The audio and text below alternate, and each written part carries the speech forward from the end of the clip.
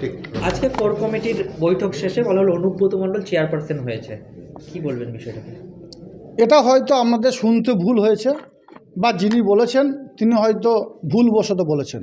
Core কমিটির আহ্বায়ক হিসাবে আমাদের বিকাশ রায়চৌধুরী মহাশয় আমাদের দলনেত্রী মমতা বন্দ্যোপাধ্যায়ের নির্দেশে তিনি ছিলেন, তিনি আছেন, তিনিই থাকবেন।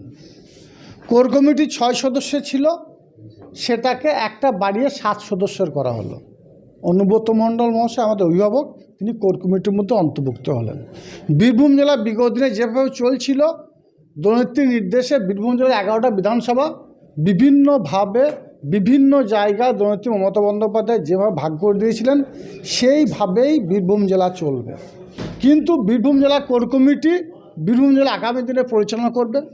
যেমন আজকে সিদ্ধান্ত হয়েছে আগামী 15ই ডিসেম্বর রামপুরহাটে দলীয় কার্যালয়ে কোর কমিটির মিটিং ডাকা হবে। আহ্বায়ক হিসেবে